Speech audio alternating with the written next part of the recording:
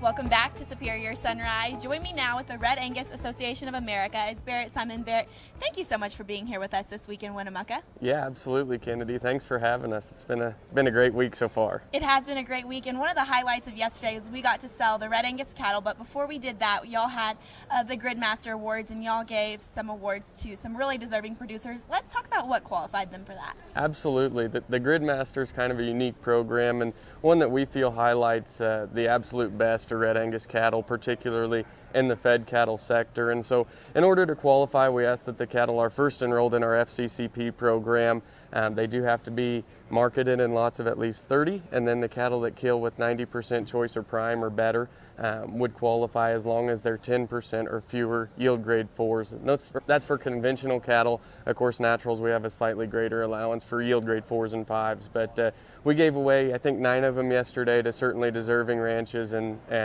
they got to see the benefits of that later in the competitive bidding as well. It was great to see them up there, and you could tell how proud they were to be up there and be recognized for that award, because those producers do work so hard all year long, and y'all do so much for them as well. So it's great. I know that they appreciate everything that y'all do and all the marketing opportunities that Red Angus Association gives them. Well, it's definitely mutual. We sure enough like to see our commercial contingency succeed, and I think we saw that yesterday in the red section as well. But it's definitely something that we take very serious, and we enjoy and are proud to be able to present them with those awards.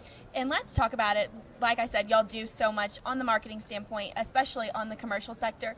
Talk about the programs that the Red Angus Association has for their producers. Absolutely. So our flagship program would be the FCCP that we referenced earlier, and that's actually the industry's largest age, source, and genetic verification program. That's for cattle that are at least 50% Red Angus genetics, and we just feel like that verifiable component to the genetic side of things can add real value to this feeder cattle, and honestly some of the replacement type heifers that we saw. And so we're really excited about the growth that we've seen. We enrolled just under 215,000 cattle in that program for this past year, and we're sure hoping to top that mark as we move forward into this fall and next spring. And we offer some other programs as well. Our premium Red Baldy and American Red program would be designed for producers that specifically implement crossbreeding programs, and we actually saw some American Red cattle sell earlier in the yearling section and sold very well there on Tuesday.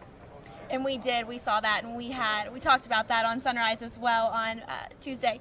Let's talk about the relationship that we have with Red Angus and Superior. I know we appreciate our industry partners. It's, like you said, mutual on both parts. What does that mean to y'all to be able to come here, see those cattle sell? Sure. Well, we do. We just enjoy working with you guys at Superior so well. And you think about price discovery and just putting those cattle in a competitive marketplace and just marketing in certain volume, and it works so well for lots of our commercial producers to be able to come here and present those cattle in front of those bidders. We really appreciate what Superior does for that, and hopefully, like I said, it goes both ways. We really enjoy the opportunity to work with you guys on that front. Well, we do as well, Barrett. Thank you so much for being on. Don't go anywhere. After the break, we have Superior Livestock Representative Allie Bear.